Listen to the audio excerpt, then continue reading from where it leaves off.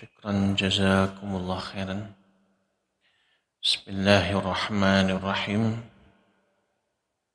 Assalamualaikum warahmatullahi wabarakatuh.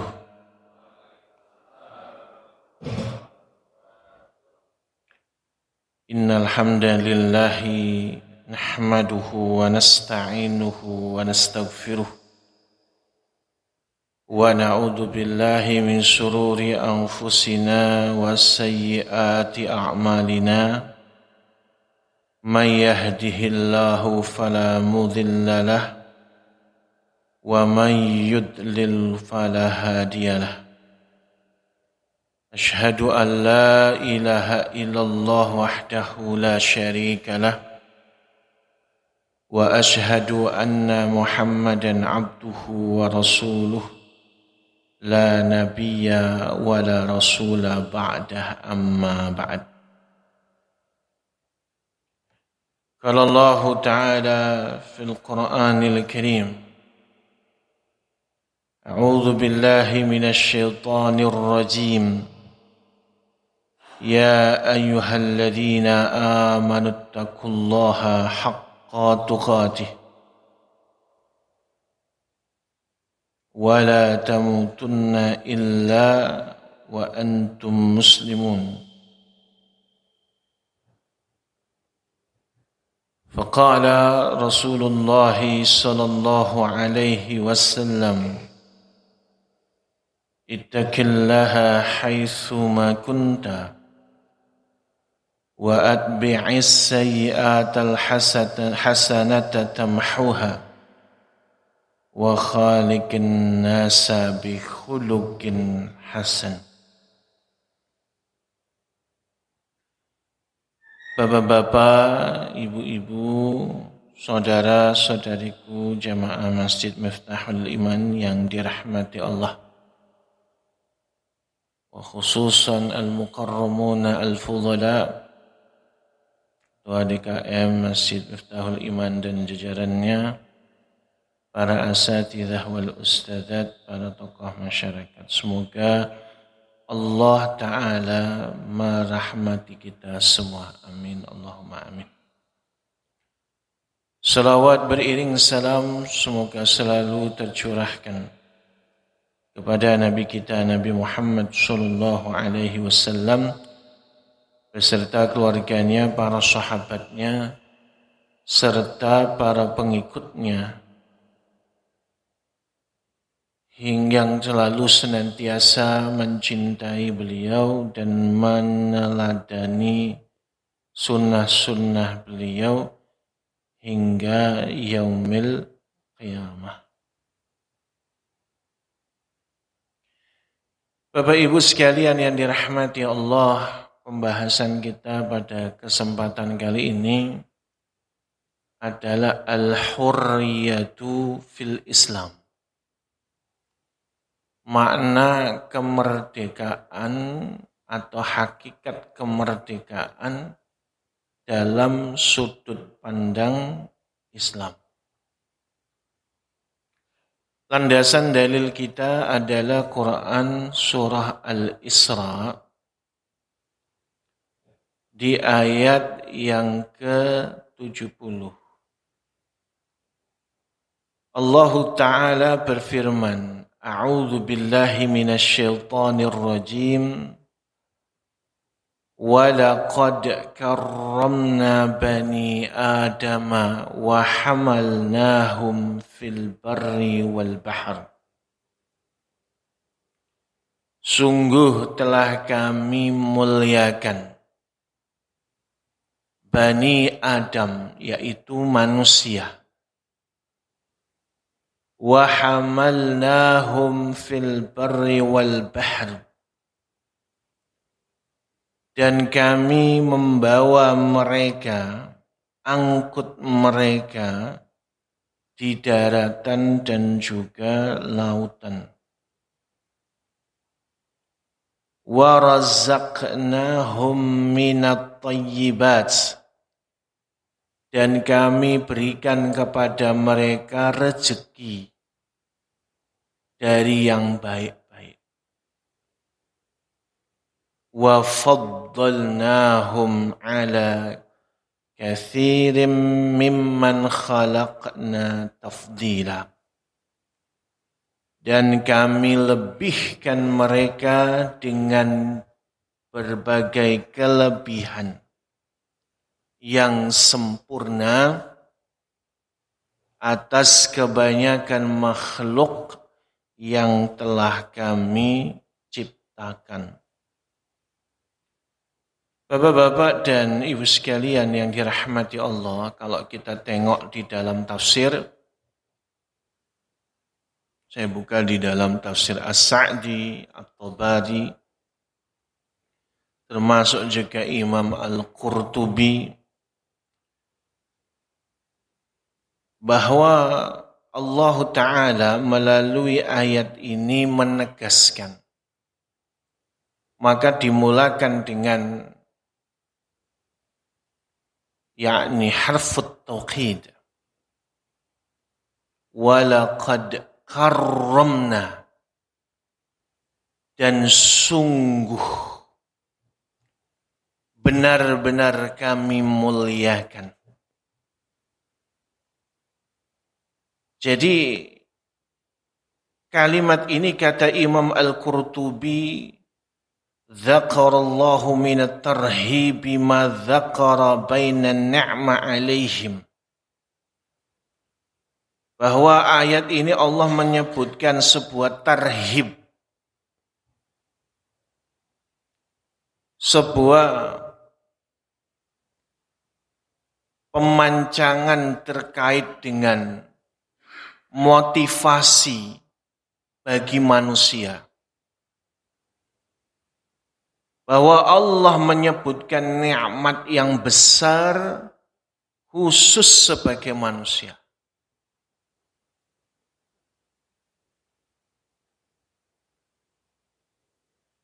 Ay ja'alna lahum karaman aw syarafan wa fadala.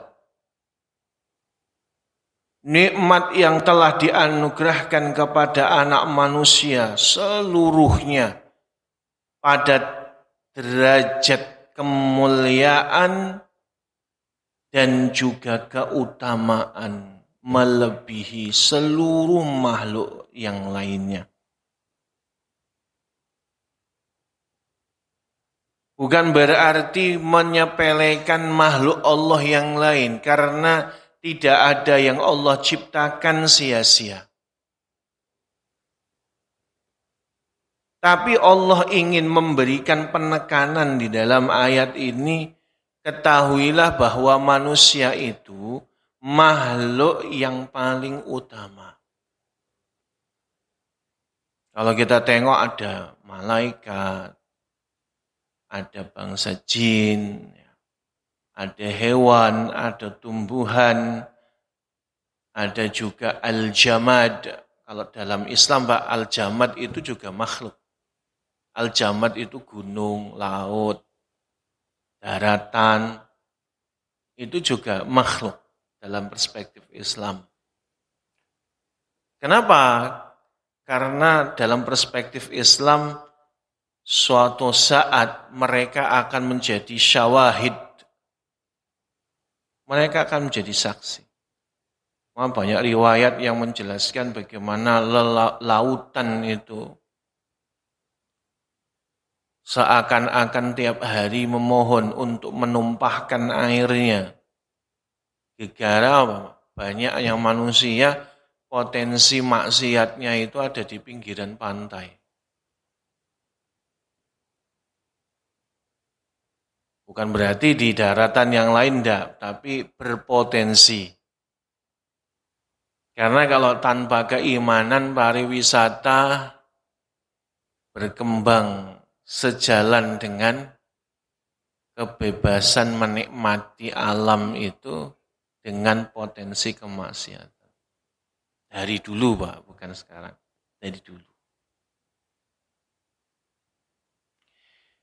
Jadi yang pertama harus dipahamkan bahwa Allah telah muliakan manusia bahkan dari malaikat.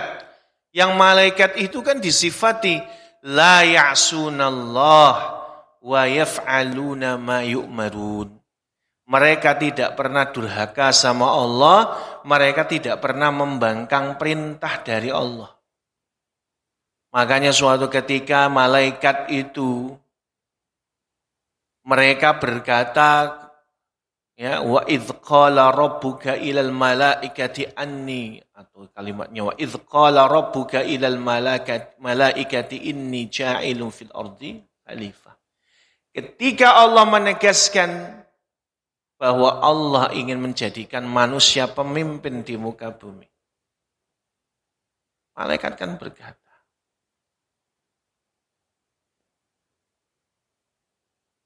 bagaimana engkau ya Allah menjadikan mereka orang yang bangsa utama, padahal mereka yufsiduna fil ardh, banyak melakukan kerusakan di muka bumi. Kalau kita bicara sudut pandangnya bahwasanya malaikat merasa bahwa mereka tidak pernah berbuat maksiat, tidak pernah durhaka, tidak sebagaimana manusia. Justru disitulah Allah muliakan manusia. Malaikat tidak pernah durhaka, mereka tidak pernah membangkang perintah Allah karena Allah tidak memberikan kepada mereka hawa nafsu, syahwat. Sehingga apa? Ya enggak ada potensi. Tapi ketika orang manusia itu membani Adam, di dalam tafsir Ibnu Katsir dikatakan alladzina yakhlifuna fi 'abdi, yaitu orang yang menggantikanku dari kalangan hambaku, yakhlifuna fi hukmi baina khalqi, untuk menegakkan hukum-hukumku di antara hamba-hambaku. Wa huwa Adam wa man qama fi maqamih, dan dia adalah Adam dan anak keturunannya yang berdiri di dalam pijakan Nabi Adam alaihissalam, yaitu iman kepada Allah Ta'ala. Kemudian yang kedua, di dalam ayat ini yang paling penting poinnya adalah bahwa seluruh anak Adam, sukunya apa, bangsanya apa, strata sosialnya bagaimana, di tingkatan apa, mereka pada hakikatnya adalah sama. Mereka pada hakikatnya adalah sama. Manusia apapun. La farqa bainal Arab wal Ajam. Tidak ada bedanya antara orang Arab dengan orang yang bukan Arab. Nabi sudah tegaskan di situ. Hanya saja yang menjadikan mulia itu bukan suku bangsa. Inna akramakum indallahi atqakum. Sesungguhnya yang paling mulia di antara kamu adalah yang paling takwa. Konsepnya indah. Ini namanya universalitas Islam. Bahwa pada syumuliyatul manhaj, pada sumuliyatul makan. Jadi keuniversalitasan Islam pada konsep, sehingga kenapa Islam itu diterima di seluruh dunia. Enggak ada yang enggak nerima Islam. Kecuali mereka terjajah dengan nafsu, syahwat. Terjajah dengan kebatilan. Enggak ada. Kenapa? Karena Islam menawarkan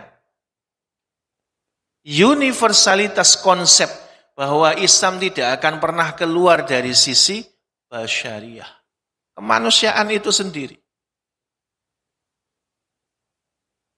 Sampai ada satu kitab tuh bagus namanya Al-Islamu Dinul Basyariyah. Islam itu agama manusia. Konsepnya adalah bahwa Islam itu kenapa diterima pada seluruh elemen, seluruh peradaban dari dulu hingga nanti yaumil qiyamah, karena Islam itu adalah satu agama yang memanusiakan manusia. Menjadikan manusia itu seorang manusia seutuhnya. Bebas dari penjajahan, bebas daripada pengekangan musuh-musuhnya. Itu Islam. Makanya kalau kita bicara negeri kita, Pak, di fase 79 tahun merdeka, kita harus tahu, Pak, dari Sabang sampai Merauke, dengan 30 kabupaten yang berbeda, dengan 30.000 bahasa, dengan banyak sekali, puluhan ribu suku bangsa disatukan jadi satu. Perekatnya adalah Islam. Perekatnya Islam.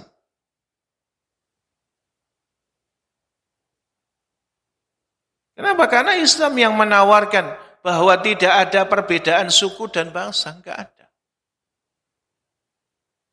Yang ada adalah bagaimana Islam pada titik klasifikasi yang paling tinggi itu adalah takwa. Makanya ada rekan kita yang kemudian berdakwah di tanah Papua. Bagaimana mengislamkan mereka hanya dengan toharoh, Pak. Konsep toharoh. Cuma mandi bersih. Modalnya cuma sabun dan sampo.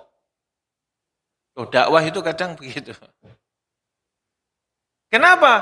Karena mereka beratus tahun terjajah dengan sebuah pola pikir. Makin lama nggak mandi, makin sakti. Betul, Pak. Jadi ada teman itu dakwah di sana itu, Pak. Jadi yang namanya kepala sukunya, itu ya seumur hidup enggak pernah mandi. Dan pemahamannya terjajah dengan pemahaman yang keliru. Bahwa mereka kalau menyembelih babi hutan itu gajinya dilumuri ke badan. Katanya tambah sakti. Makin enggak mandi, makin sakti. Jadi enggak pernah merasakan segernya mandi. Apalagi pakai sabun dan sampo. Cuma sekedar memanusiakan manusia. Mereka adalah manusia, bukan suku yang terbelakang. Mereka pintar dan cerdas. Cuma ajarannya toharo. Ayo mandi. Dicoba. Mandi pakai sabun, mandi pakai sampo. Luntur semua tuh minyak-minyak babinya.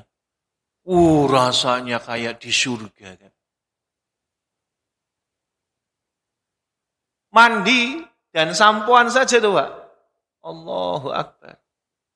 Akhirnya rame-rame mereka itu, kepala sukunya masuk Islam, akhirnya ribuan pengikutnya masuk Islam. Hanya gara-gara sabun dan sampo. Sederhana. Islam itu begitu. Makanya membebaskan, makna membebaskan dan memerdekakan. Konsepnya itu adalah bahwa kita masuk titik poin dasarnya. Manusia itu adalah makhluk yang sempurna. Dalam kategori bahwa makhluk yang utama. Manusia itu adalah punya kemuliaan dan keutamaan. Apa yang menjadikan mulia dan kemudian mereka orang yang utama? Nah, ini kan pembahasannya begitu. Adalah iman dan takwa. Itu yang jadi mulia. Jadi makna al-hurriyah fil Islam itu titik tekannya adalah bagaimana hukum dasar atau secara normatif basicnya orang yang disebut manusia itu mulia adalah titik nolnya, maksudnya adalah titik awalnya adalah dia sebagai orang yang beriman dan bertakwa kepada Allah Subhanahu wa ta'ala. Di dalam Al-Quran, Allah Ta'ala menegaskan,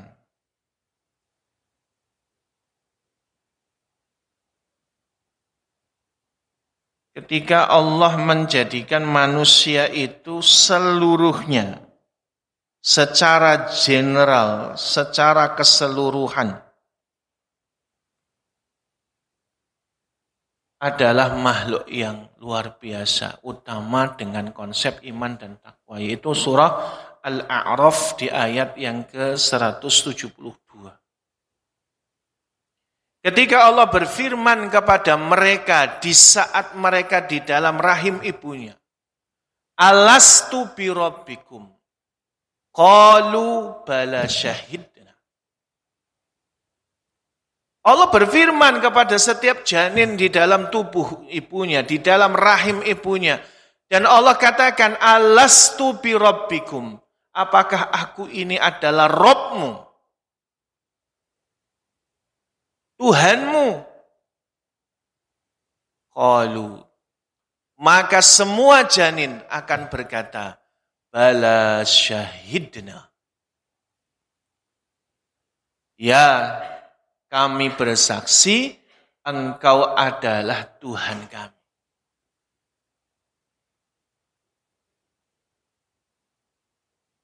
Artinya apa, Pak?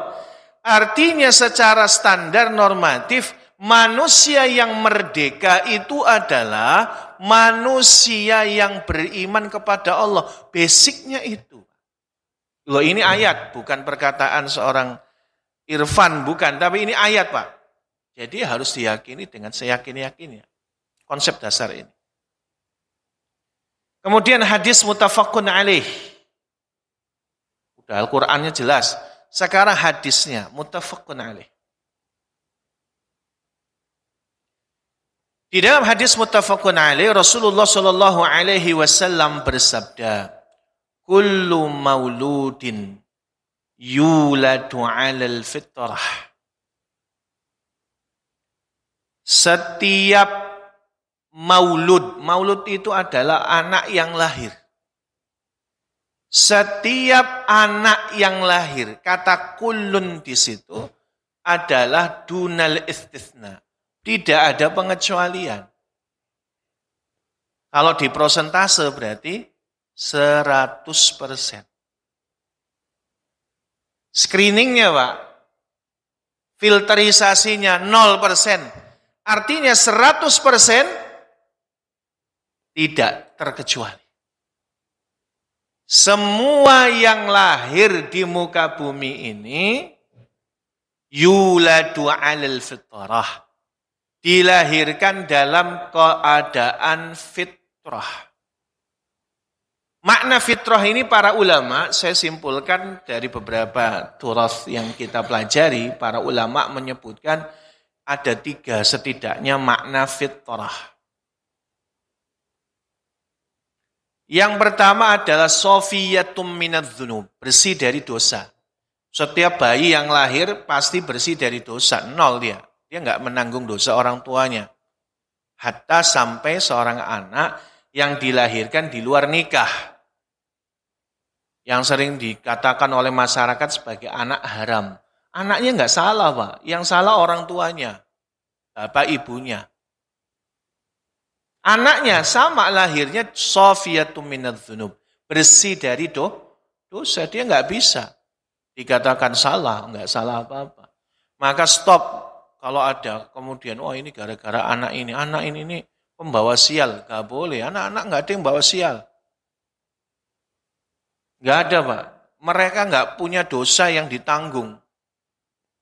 Setiap bayi yang lahir 0 dosa. Kemudian yang kedua, apa makna fitrah itu adalah yang kedua yufarriqu bainal haqqi wal batil. Kemampuan untuk membedakan mana yang benar, mana yang salah. Kemampuan untuk membedakan mana yang benar dan mana yang salah. Ini fitrah, Pak. Ini namanya al-aqlus salih, akal sehat. Yang sering disebutkan akal sehat, akal sehat. Maka akal sehat itu kalau dia akalnya sehat, bisa kok membedakan mana yang benar, mana yang salah, mana yang pantas dan mana yang enggak pantas. Sederhana, Pak. Tidak perlu pakai agama, masih ada. Mana yang lebih bagus? Orang yang berpakaian atau tidak berpakaian? Jawabannya apa, Pak? Berpakaian. Itu akal sehat. Mana yang bagus? Orang yang berbakti sama orang tua atau orang yang durhaka? Jawabannya simpel. Pasti yang terbagus adalah berbakti kepada orang tua. Mana yang bagus? Antara bekerja, mendapatkan rezeki, atau mencuri barang milik orang lain. Jawabannya sederhana, pakai akal sehat aja sudah ketemu. Itu namanya akal sehat. Itu fitrah, Pak. Itu fitrah. Nah, cuman fitrah ini nanti jadi rusak gara-gara pola pikir yang terjadi. Lingkungan, akademik, ya kan? Itu mempengaruhi. Sehingga akal sehat ini jadi tertutupi. Nanti kita akan bahas itu. Yang ketiga adalah makna fitrah ini at-tauhid. Ini yang paling penting. Semua bayi yang lahir di muka bumi ini seluruhnya sudah pada standar beriman kepada Allah.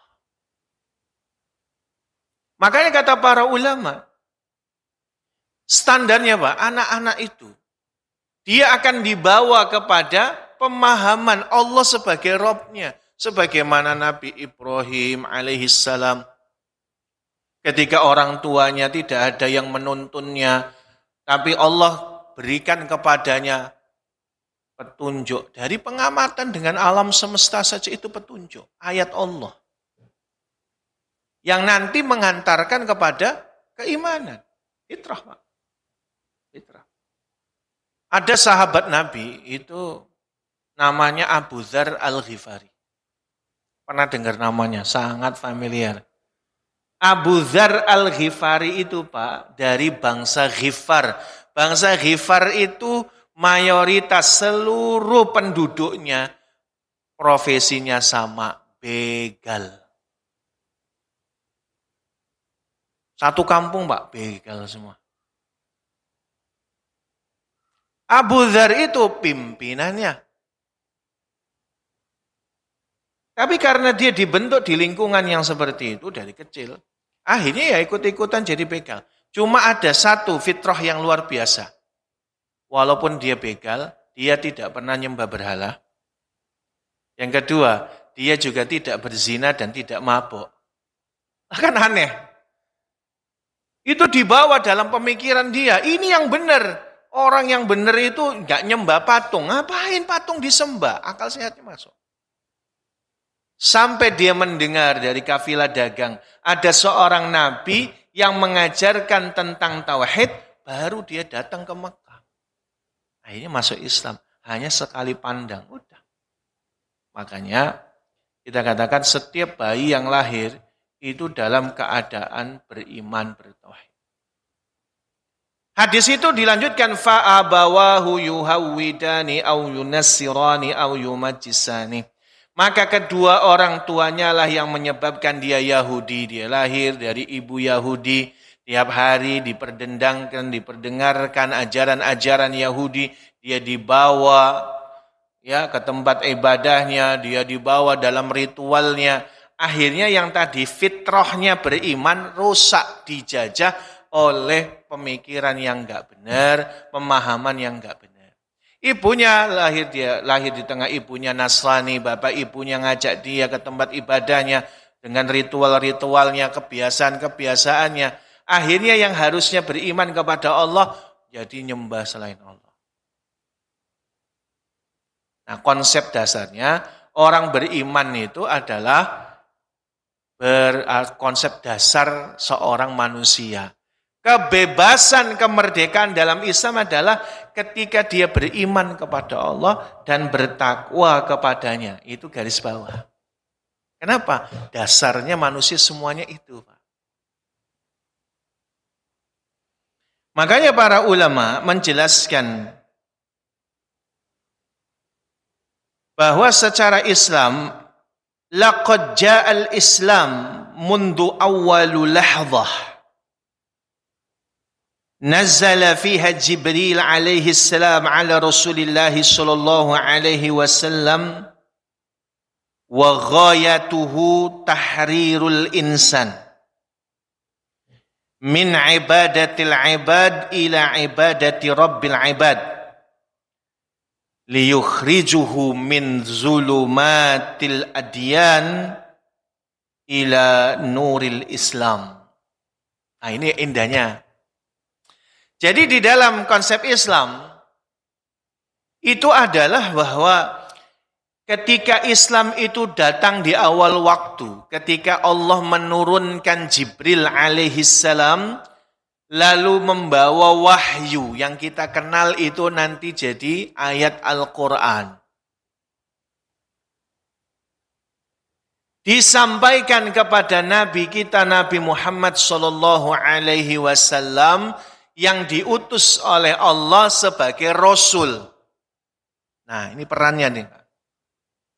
Apa tugasnya seorang Nabi kita Nabi Muhammad sallallahu alaihi wasallam? Tugasnya kalau dirangkum dari pengertian di atas adalah tahrirul insani min ibadatil ibad ila ibadati rabbil ibad wa liyukhrijuhu min dhulumatil adyani ila nuril Islam. Yaitu tahrir. Tahrir itu memerdekakan, Pak.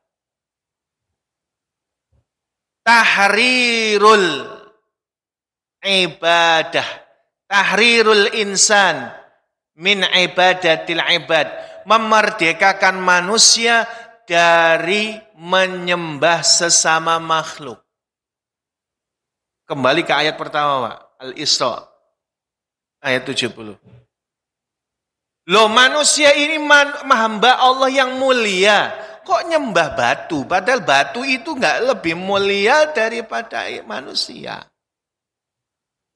Kok ada manusia menyembah matahari, lautan, gunung, padahal mereka diciptakan oleh Allah untuk melayani manusia.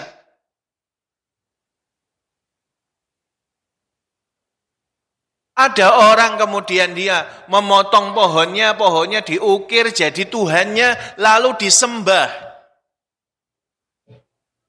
Padahal manusia itu lebih utama dari pohon. Ada juga yang menyembah malaikat, ada juga yang menyembah bangsa jin, Pak. Datang ke tempat-tempat yang sangat angker di puncak gunung, nyembah-nyembah. Jinnya disembah, Mbah, minta rezeki Mbah. Padahal manusia itu lebih utama daripada jin. Nah, itu, Pak. Jadi sebenarnya Islam itu datang memerdekakan manusia dari menyembah kepada sesama makhluk.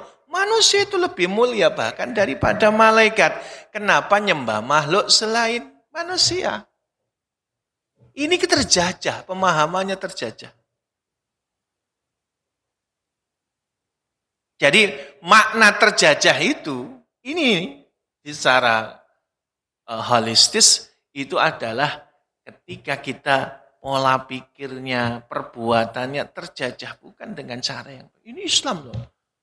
Memberikan satu pembebasan, pemerdekaan. Nabi memerdekakan manusia dari potensi seperti itu. Manusia segitu mulianya, Pak. Di zaman ketika Nabi Shallallahu Alaihi Wasallam diutus, seluruh manusia menyembah patung. Yang termasuk nggak habis pikir. Ada kalau nama berhala yang dimiliki oleh yang disembah oleh bangsa Arab itu, yang pertama Hubbal. Hubbal itu dibawa oleh Amr bin Luhai ke Mekah pertama kali, lalu dia kemudian memperlombakan untuk bikin patung dan membawa patung masing-masing. Maka adalah 5 berhala besar yang disembah orang Arab, di antara 360 berhala. Jadi ketika Nabi diutus, Ka'bah, Pak, dalam dan luar, itu terdapat 360 berhala. Hubal, Lata, Uzza, Manat, Yaghuth. Ini nama-nama yang memang berhala-berhala besar.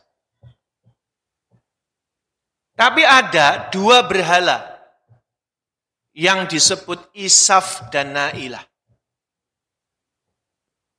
Isaf dan Na'ilah itu, Pak, salah satu di antara ritual yang dilakukan oleh orang Mekah adalah kalau mereka menyembelih kurban, itu disembelihlah hewan kurbannya, darahnya ditampung di depan berhala Isaf dan Na'ilah.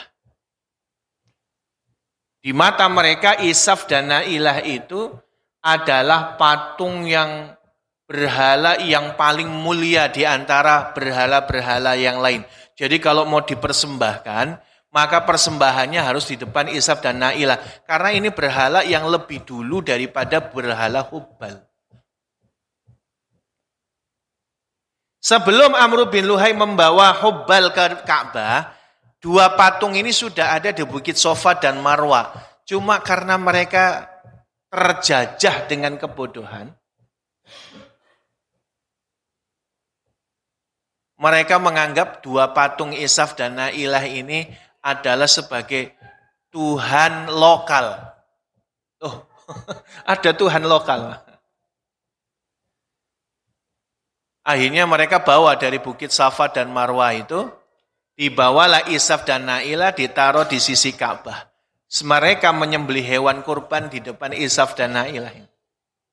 Darahnya ditumpahkan, ditampung, terus kemudian darahnya disiramkan ke dinding Ka'bah. Itu ritual kurban orang Quraisy.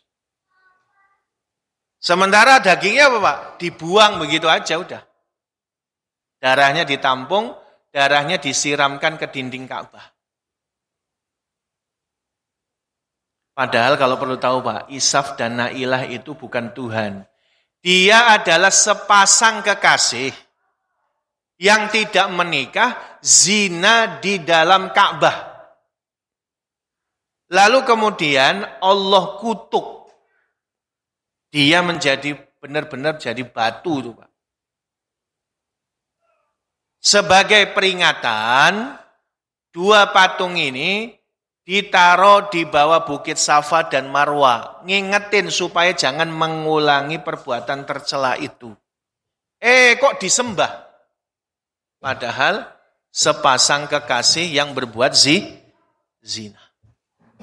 Nah itulah makanya terjajah dengan kebodohannya. Nah Nabi kita membebaskan mereka dari itu. Kemuliaan manusia yang dijajah dengan pola pikir yang salah hingga menyembah kepada sesama makhluk yang harusnya mereka itu kedudukannya lebih rendah daripada manusia. Liyukhrijuhu min dzulumatil adyani ila nuril Islam. Nabi mengeluarkan mereka dari kegelapan agama, ajaran-ajaran menuju cahaya Islam. Ini Pak, ajaran yang enggak benar. Contoh saja. Bahwa orang Arab itu meyakini anak perempuan itu pembawa sial. Ibu harus memahami itu, Bu. Syukur ibu lahir dalam suasana Islam. Kalau zaman dulu anak perempuan itu membawa sial. Kenapa? Karena merasa bahwa anak wanita itu kemungkinan akan mencoreng muka orang tuanya. Karena misal tidak bisa menjaga kehormatan, atau diperkosa orang, atau dulu wanita itu jadi komoditas barang taruhan. Bahkan saat itu maaf, perjodohan yang terjadi di bangsa Arab itu Pak, ini maaf sekali.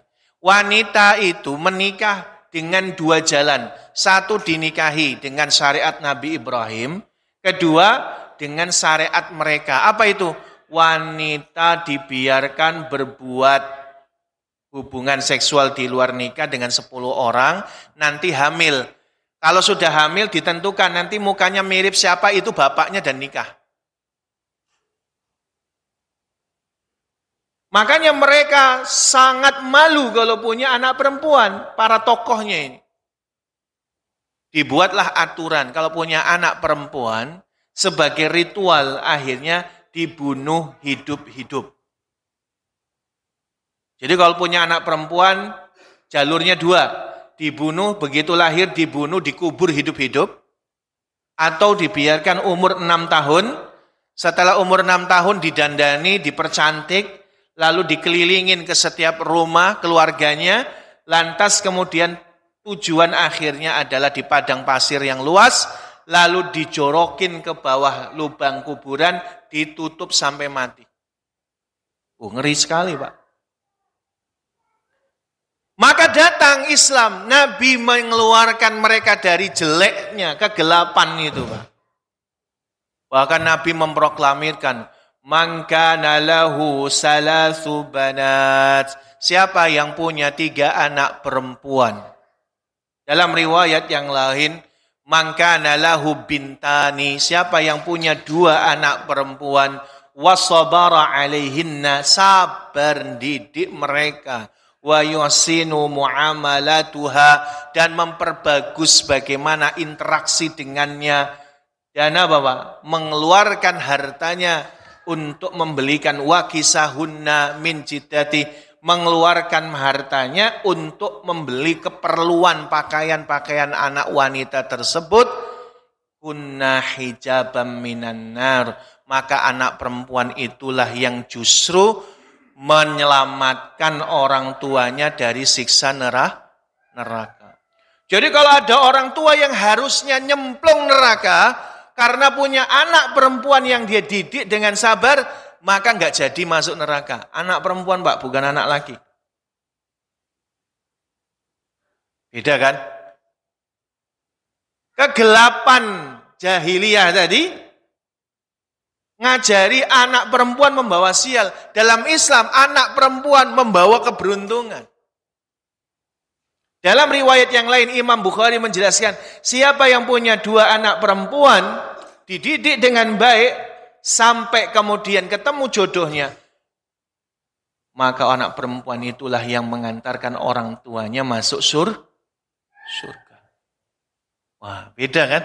Itu Nabi itu Pak, membebaskan mereka dari kegelapan agama-agama jahiliyah menuju agama Islam yang terang benderang, cahaya yang luar biasa. Sehingga punya anak perempuan dalam Islam itu luar biasa. Makanya banyak orang yang masuk Islam itu kan ke situ Pak. Ketika mereka datang masuk Islam, Nabi nagih janji, awas ya janji. Harus berbakti sama orang tua, tidak boleh mengatakan anak perempuan itu sial, jangan lagi kamu menyembah patung. Itu seperti itu. Mengeluarkan mereka, memerdekakan mereka dari kegelapan agama yang menjajah mereka. Makanya kemerdekaan dalam perspektif Islam itu begitu. Di dalam hadis, hadis ini diriwayatkan dari Anas bin Malik. Memang ada sebagian ulama yang menjadikan hadis ini dhaif. Tapi ada juga para ulama seperti Syekh Al-Arnaud, kemudian juga murid-muridnya yang menjadikan karena jalurnya banyak, maka ini makbul. Secara makna itu Masya Allah. Terlepas daripada takhrijul hadisnya, ada satu hadis. Al-mu'minu baina khomsi syada'id. Orang beriman itu dalam kepungan 5 penjajahan yang dikatakan musuh dalam bahasa hadisnya. Pertama adalah mu'minun yahsuduhu. Orang beriman yang hasad. Yang kedua adalah wa munafiqun yubghiduh, orang munafik yang membenci. Yang ketiga adalah kafirun yuqatiluh. Orang yang kafir yang memerangi. Yang keempat adalah syaitanun yudhilluh. Setan yang suka menyesatkannya. Kemudian yang kelima, nafsun taghwih la ammaratum bisu. Hawa nafsu yang sering menggelincirkannya dan memerintahkannya pada perbuatan buruk. Kalau kita bicara penjajahan secara holistis, itu orang beriman itu di antara 5 ini, Pak. Ada secara fisik, ada secara batin. Orang kafir yang memerangi, alhamdulillah bangsa kita. Saya suka dengan literasi begini, Pak. 350 tahun lebih bangsa kita, leluhur kita, gigih tiada henti melawan penjajahan dari orang kafir. Saya kurang suka kalau bahasanya 350 tahun lamanya bangsa Indonesia dijajah Belanda. Saya kurang suka bahasa itu. Yang saya lebih suka 350 tahun bangsa kita, leluhur kita, orang tua kita tidak berhenti melawan penjajahan orang kafir. Loh, orang Belanda itu ke sini bukan untuk ngeruk duit doang, Pak. Kita kenal dalam sejarah ada golden, ada glory, ya kan? Ada gospel. Untuk nyebarin agama, Pak. Sehingga di masa itu untuk sekedar ngaji kayak gini susah. Susah, Pak. Orang baru pulang haji langsung tuh dicurigai. Zaman dulu seperti itu. Makanya kalau kita bicarakan bahwa yang namanya penjajahan secara fisik itu bagaimana orang kafir yang menjajah. Kolonialisme dari dulu sudah ada. Romawi dan Persia, Pak. Romawi itu ya leluhurnya Eropa. Kalau Belanda, Prancis, Inggris yang suka menjajah kolonialisme kemana-mana, itu memang leluhurnya Romawi yang suka jajah kemana-mana. Islam yang membebaskan. Makanya ada istilah futuhat, pembebasan. Pembebasan Mekah, pembebasan Syam, pembebasan Irak. Itu maknanya membebaskan mereka dari penjajahan. Ini secara fisik. Kita hari ini enggak dalam fase itu. Alhamdulillah Allah kasih kemerdekaan kita. Selama 79 tahun kita hidup merdeka. Tapi ada penjajahan yang lain. Kalau orang munafik yang membenci, oke, kita nggak bisa ngukur itu. Berapa banyak orang munafik yang benci. Kalau kita misalnya ada sesama muslim hasad, memang orang muslim itu nggak bersih dari hasad. Sesama muslim aja hasad, Pak. Sesama orang sholat aja bisa hasad. Bahkan sesama orang yang alim saja bisa hasad. Seorang Imam Bukhari saja dihasati sesama ulama kok, Pak. Imam Bukhari itu kan ya unggul di segala bidang. Akhirnya ada aja yang nggak suka karena hasad. Sampai Imam Bukhari itu kan ninggalnya pun di kampungnya. Karena apa? Karena nggak tahan dengan hasadnya orang. Kadang ketinggian kita itu membuat orang hasad. Oke, gitu kita biarkan. Ada musuh yang harusnya kita juga lawan. Apa itu? Asyaitanu yudhilluh. Setan yang suka menyesatkannya. Nah, Allah Ta'ala katakan, ثُمَّ لَآتِيَنَّهُمْ مِنْ بَيْنِ أَيْدِيهِمْ وَمِنْ خَلْفِهِمْ وَعَنْ أَيْمَانِهِمْ وَعَنْ شَمَائِلِهِمْ. Penjajahan setan itu ngeri, Pak. Setan itu datang dari arah depan mereka, dari belakang mereka, dari kanan mereka, dari kiri mereka. Sehebat-hebatnya penjajahan Belanda, Pak, nggak ada yang lebih hebat dari penjajahan setan. Setan itu dari arah depan, belakang, kanan, kiri, dijajah manusia. Nggak ada istirahatnya setan itu, Pak. Nggak ada rehat. Yang namanya setan itu terus aja. La'aqodanna lahum siratakal mustaqim. Mereka tidak ada henti-hentinya menghalangi manusia dari jalan yang lurus. Di dalam Al-Quran Allah katakan asyaitanu ya'idukumul faqra wa ya'murukum bil fahsya. Setan itu menakut-nakuti kamu tentang kefakiran dan memerintahkan kamu pada perbuatan keji. Ini titik masalah. Apa efeknya? Orang yang ditakut-takuti setan dengan kemiskinan itu pertama, bakhil. Gak mau berinfak, gak mau sedekah. Padahal infak dan sedekah itu bukti keimanan seorang mukmin yang menyelamatkan dia dari siksa neraka. Yang kedua, Pak, lanjutan nyambung dengan pembahasan yang lalu. Mereka yang takut miskin, hidupnya orientasinya adalah dunia oriented. Sehingga perbuatannya, ucapannya gimana menguntungkan dunianya.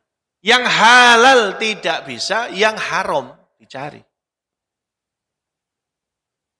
Mengambil milik orang lain, menipu, mengurangi timbangan. Banyak itu hasilnya.